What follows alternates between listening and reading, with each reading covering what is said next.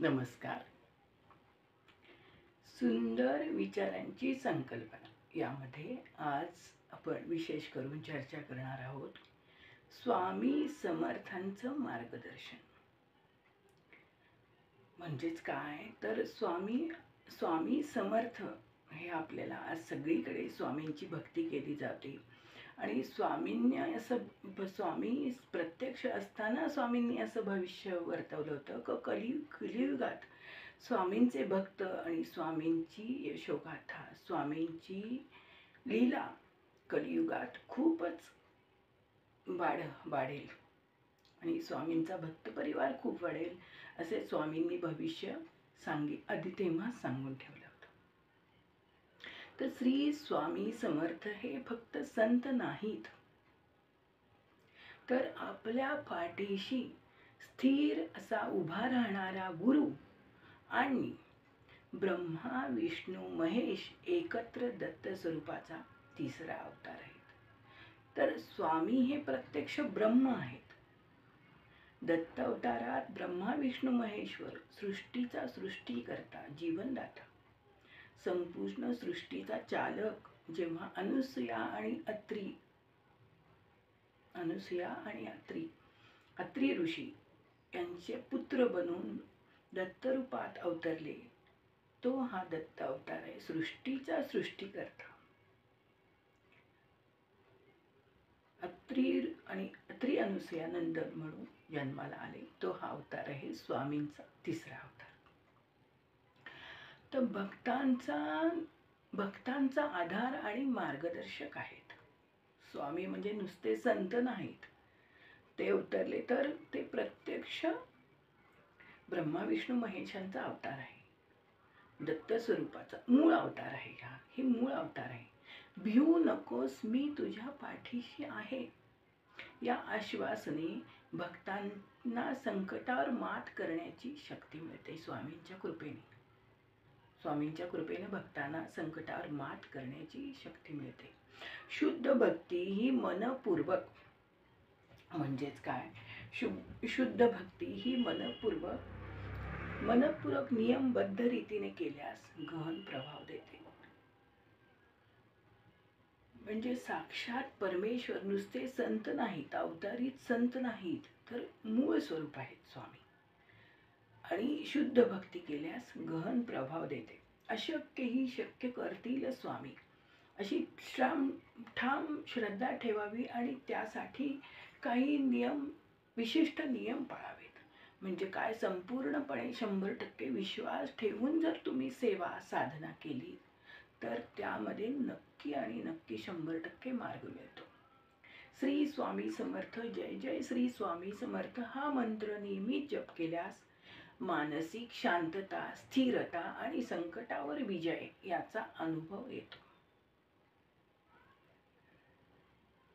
श्री स्वामी समर्थांनी आपल्या भक्तांना अनेक वेळा सांगितलेलं आहे की तुला भीती वाटत असेल कुठल्या गोष्टीची, जीवन जगताना, संसारात असताना, जीवन जगताना तुला कुठल्या गोष्टीची भीती वाटत असेल तर,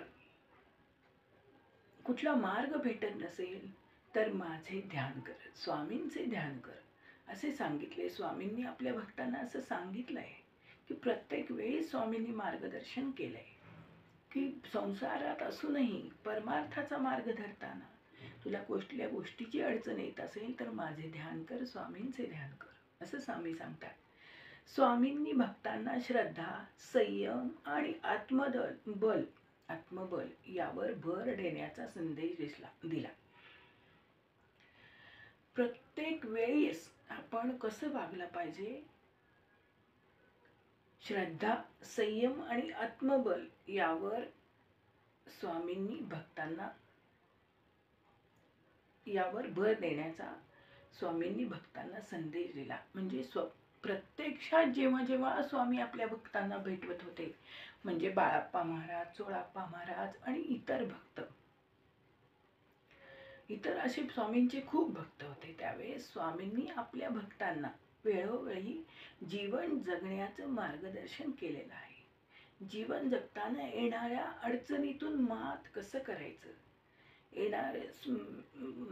प्रामाणिकपणे धैर्याने प्रत्येक परिस्थितीला तोंड कसं द्यायचं याचं मार्गदर्शन स्वामींनी केलेलं आहे. आणि स्वामींची बखर हे पण पुस्तक फार प्रसिद्ध आहे. स्वामींची अनेक पुस्तके आहेत, तर त्या प्रत्येक पुस्तकातनं स्वामींनी आपल्या भक्तांना मार्गदर्शन केलेलं आहे. आजच्या तणावपूर्ण जीवनात स्वामींची शिकवण धैर्य, श्रद्धा आणि आत्मविश्वास प्रदान करते. जर ती तुम्ही पुस्तके वाचलीत तर त्या तणावपूर्ण जीवनात स्वामींची शिकवण धैर्य, श्रद्धा आणि आत्मविश्वास याचं प्रदान करते. स्वतःवर आणि भगवंतावर विश्वास ठेवणं ही स्वामींची शिकवण आहे. त्यामुळे व्यक्तिमत्व घडते. स्वामींनी काय सांगितलं की तुम्ही स्वतःवर विश्वास ठेवा आणि भगवंतावर विश्वास ठेवा, ही शिकवण स्वामींनी दिली. स्वामी सांगतात की हम गया नहीं, जिंदा है, याची प्रत्येक भक्ताला प्रचिती येते. आणि दुसरं असं की श्री स्वामी समर्थ हा मंत्र सर्वांसाठी एक आशेचा किरण आहे. अत्यंत कठीण प्रसंगात शेवटच्या क्षणाला होणारा चमत्कार म्हणजे स्वामी. अत्यंत कठीण प्रसंगात शेवटच्या क्षणाला होणारा चमत्कार म्हणजे श्री स्वामी. स्वामी सांगतात, भिऊ नकोस, मी तुझ्या पाठीशी आहे. हा स्वामींचा संदेश आत्मविश्वास आणि धैर्य देतो आपल्याला. दुसरे असे, संकटाच्या वेळी स्वामींवर नितांत श्रद्धा ठेवावी, ते नक्की मार्ग दाखवतात. या प्रत्येक गोष्टी आपण लक्षात घेतल्या पाहिजेत. प्रत्येक कृतीत, आपल्या प्रत्येक कृतीमध्ये भक्तिभाव हा ठेवला पाहिजे आपण.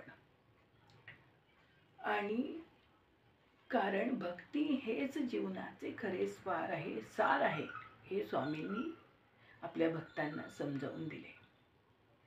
स्वामींचे नामस्मरण हेच सर्व दुःखावर औषध आहे. आणि रोजचा आपला नियमित केलेला जप आपल्याला शांतता प्रदान करतो. स्वच्छ आचरण व सद्वर्तन ठेवा, हेच खरे स्वामींचे उपासक होण्याचे लक्षण आहे. स्वच्छ आचरण व सद्वर्तन ठेवावे, हेच खरे स्वामींचे उपासक होण्याचे लक्षण आहे. असे स्वामींनी त्यावेळेस, जेव्हा स्वामी प्रत्यक्षात होते, त्यावेळेस आपल्या भक्तांना या गोष्टी सगळ्या समजावून सांगितलेल्या आहेत, मार्गदर्शन करून सांगितलेले आहेत. सतत स्वामी चरणाशी जोडलेले राहिले तर मनशांती, आरोग्य व यश नक्की मिळते. म्हणजेच काय की तुम्ही विश्वास ठेवून, हा सृष्टीकर्ता हा कोणी संत, नुसते संत म्हणून नाही आहेत प्रसिद्ध, तर हे मूळ आहे, सृष्टीचं वैभव आहे. सृष्टीचा सृष्टीकर्ता रूपात स्वामी अवतरले आहेत. दत्तगुरूंचा तिसरा अवतार हा म्हणून स्वामी अवतरले आहेत, हे मूळ स्वरूप आहे. आणि स्वामींनी भक्तांच्या कल्याणासाठी हा अवतार घेऊन भक्तांना मार्गदर्शन केलेलं आहे. म्हणून स्वामींवर विश्वास ठेवून सतत स्वामी चरणाशी जोडलेले राहिले तर मनशांती, आरोग्य व यश नक्की मिळते आपल्याला. तर तुम्ही सुद्धा सतत स्वामींवरती विश्वास ठेवून स्वामींच्या सांगितलेल्या गोष्टींचं मार्गदर्शन घेऊन सतत स्वामी चरणांशी जोडलेले राहा आणि अनुभव घ्या. श्री स्वामी समर्थ. जय जय स्वामी समर्थ.